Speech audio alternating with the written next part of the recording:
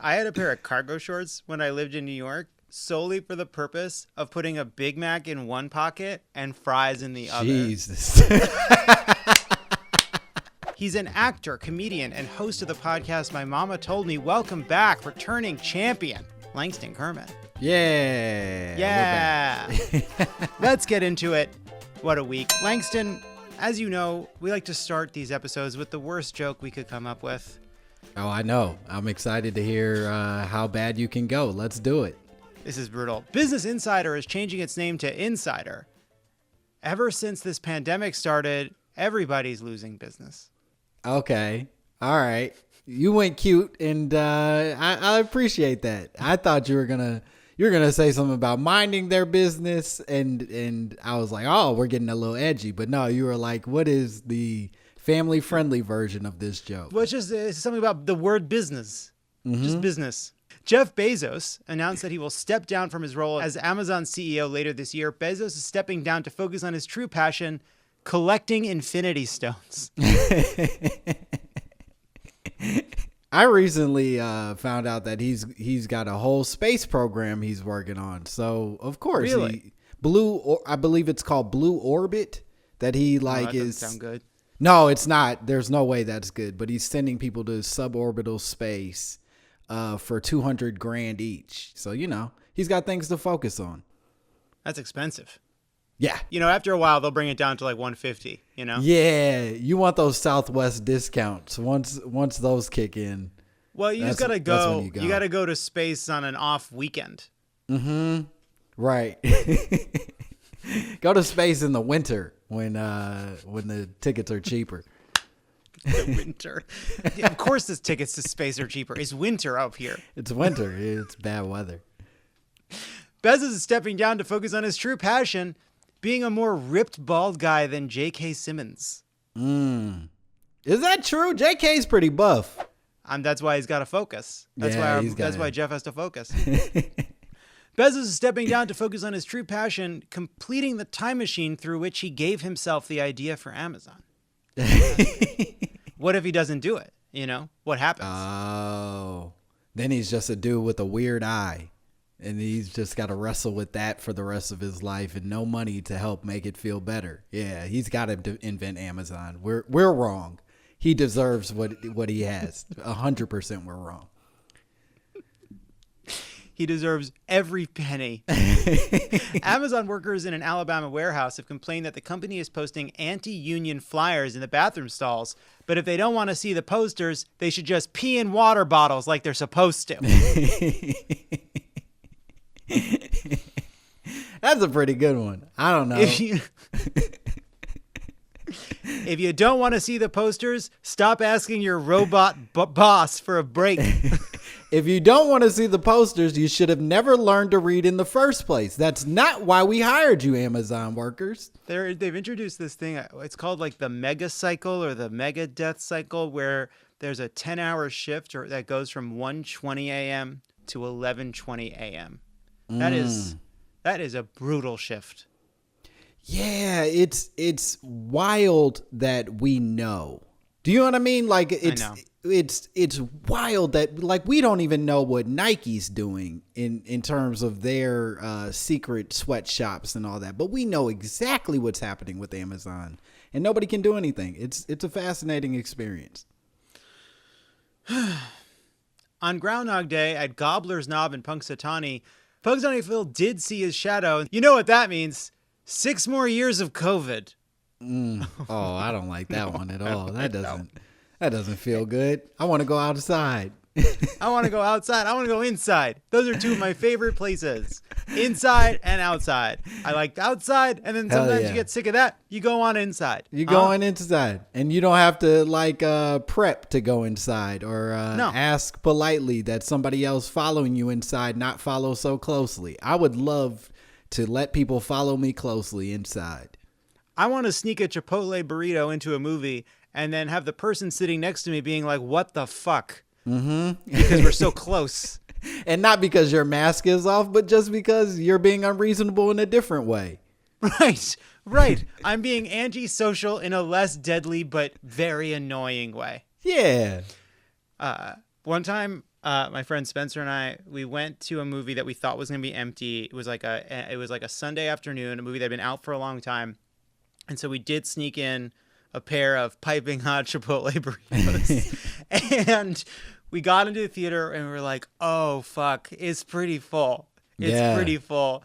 And we sat down in our seats. We're the villains in this story, to be clear. We're the villains. We sat down in our seats, and I was like one next to the aisle, but the seat next to me was empty. Then it was my friend, and then it was a stranger. And then the stranger turned to Spencer and said, "Would you guys at least mind sliding over?" And Spencer went, "Nah, we're good." It wasn't right. No, I mean my hands are all covered in queso. I don't want to get up. I'm just gonna chill. I'm gonna chill right here. My dad every year for my birthday would take me and my friends to the movie theater, and he would obviously he's not paying for my friends. He'll pay for the tickets, but he's not paying for us to get snacks on top of that. And every year he would make us line up at the door, like 12 of us, and he would literally stuff every coat pocket he could find with various items, including like Pop-Tarts and fruit snacks and juice boxes. So we were all just little criminals that he was marching to go watch The Sixth Man together in theaters. Nice. I had a pair of cargo shorts when I lived in New York solely for the purpose of putting a Big Mac in one pocket and fries in the other. Jesus. Like Darn. 2 little gun holsters for a chubby kid. Oh, I love that. I mean, just appalling. The DC police are investigating after a man told his apartment building that he had the COVID-19 vaccine for sale, asking for $500 or best offer. Good news, they stopped him. Bad news, it was Fauci. It's been a real blow to his reputation. There were some leftovers. They told me I could sell them. What do you want from me? The man's working hard for us. Let him get his beak wet. Data from the clinical trials of the Oxford AstraZeneca vaccine and the Johnson & Johnson vaccine show that they both prevented 100% of hospitalizations after just a single dose. Can't wait. With a 0% chance of hospitalization, I could finally get a trampoline. They figured they cracked it. You'll never go to the hospital. There's no reason to go to the hospital now that COVID's not on the table. All the other things that kill us, not a concern. Langston, have you ever seen the film Terms of Endearment? I have not. Shirley MacLaine. I'm aware of it. You haven't seen the 1983 James L. Brooks film starring Deborah Winger and Shirley MacLaine with a brief appearance by Jack Nicholson? I've covered all of James L. Brooks' other work, and I just missed that one. That's the one that I skipped. Well, in that movie, there's a famous scene where Shirley MacLaine is running around a hospital yelling to get a shot. And now we are all Shirley MacLaine running around demanding, give us the shot. And they won't give it to us. And now for a segment called I Try Not to Cry because I thought of Terms of Endearment. Oh. Well, what did she want the shot so bad for? She's in pain. The daughter's in pain. It's a very sad film. It's a very sad film. Very sad. I'll cry right now. I swear to God, I will tear up. I will tear up thinking about the film. Listen, I'm sold. You don't have to keep selling it. You keep trying to pitch this to me, lowering the price. I get it. I'm sold. I'm in. Look, I've made the sale. I should just move on. But what if I told you that at first it's a movie about Jeff Daniels cheating on his wife? Okay. There it is. So it's not just sad. It's like messy and then it gets sad. Oh, it's messy. It's messy and then it's sad. Jack Nicholson plays, you guessed it, an astronaut. Oh, good for him. In Pasadena, a man who was turned away from the famed restaurant Roscoe's Chicken and Waffles for being maskless came back with a gun and robbed them of chicken, waffles, and syrup, which is one way to get your picture on the wall, you know? I'll say it. I think he did the best he could possibly do. They turned him away for not wearing a mask, and he said, well, I'm not going to inconvenience all of these people by sitting here and yelling and complaining about the injustices that I'm being met with. I'll return and get my chicken and waffles the only way I know how, which is through armed robbery. And I don't know that I blame. It's a blameless crime. The man did nothing wrong. No villains, no heroes. Classic. It's complicated. People are complicated. Gray area. Classic gray area. I haven't seen any of the coverage, and maybe it says something bad about me, but my first question was, did he pay?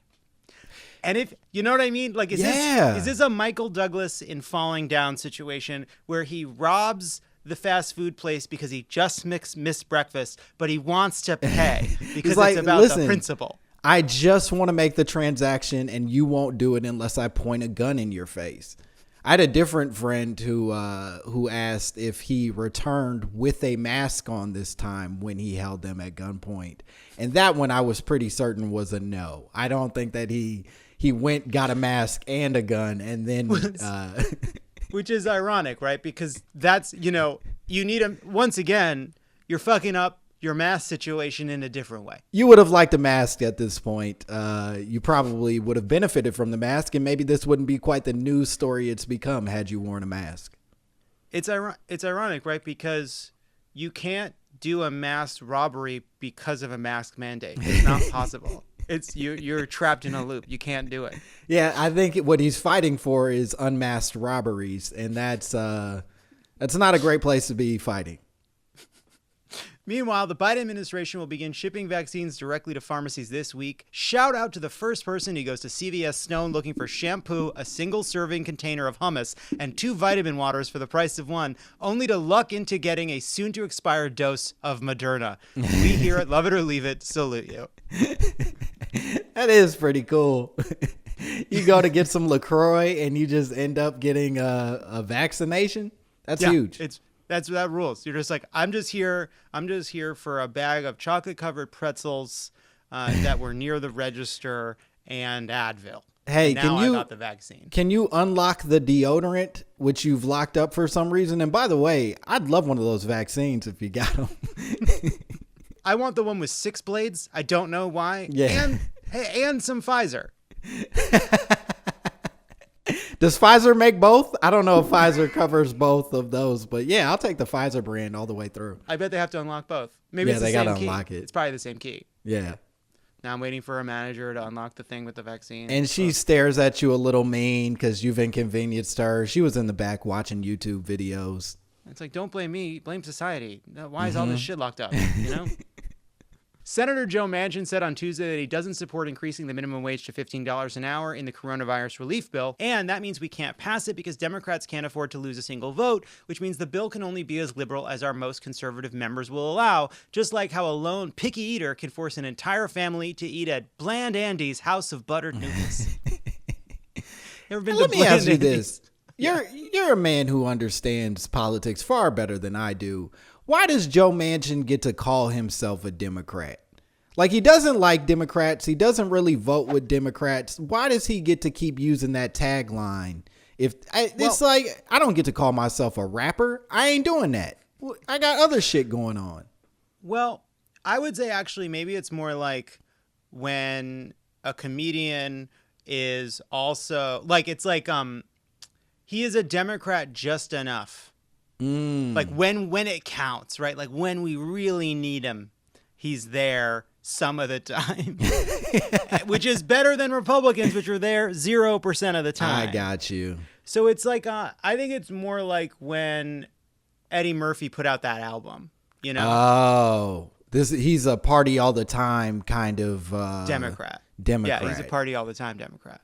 Whatever I got that you. means. Yeah. Well, that was the single of Eddie Murphy's album was Party All the Time. And I've seen it. It's great. It's great. It's pretty fun. He made a reggae album later and it's way less fun.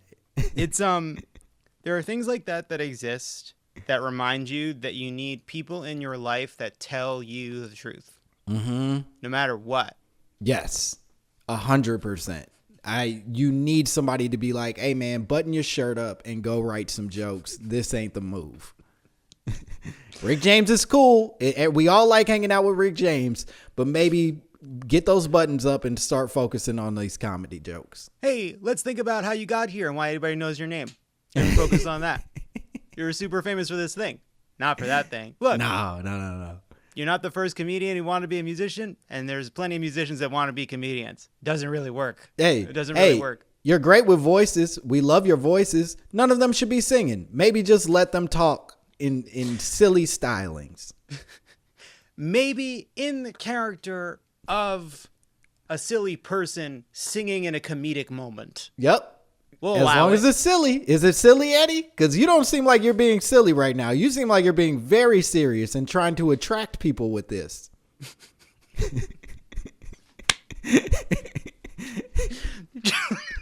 Are you trying to tell us you want us to be taking you seriously right now? Because that's a mistake.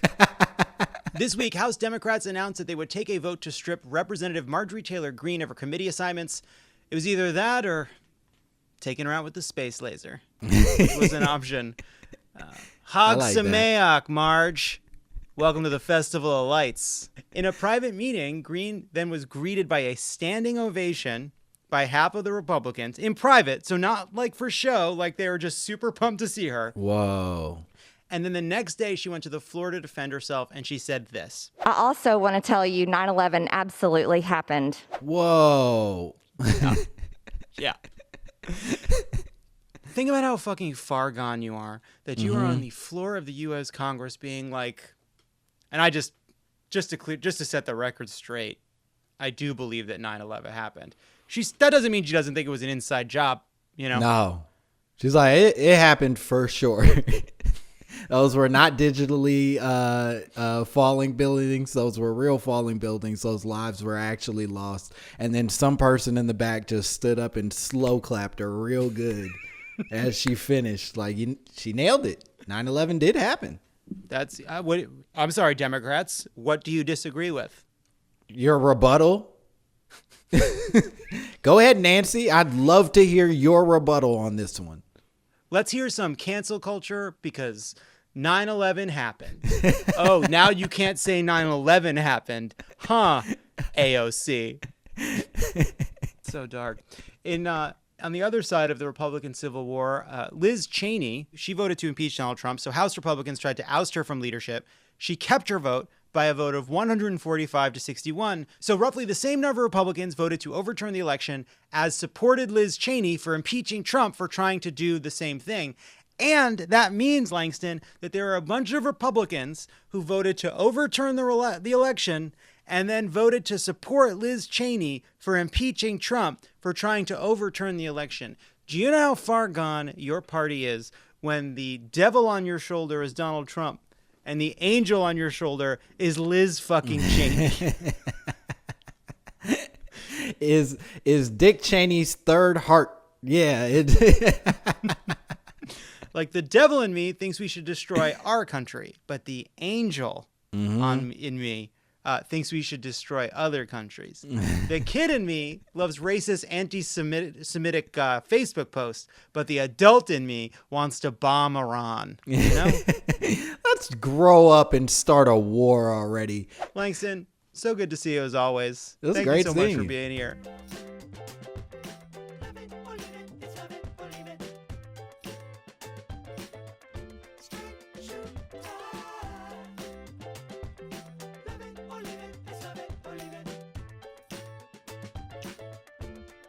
Spend it all.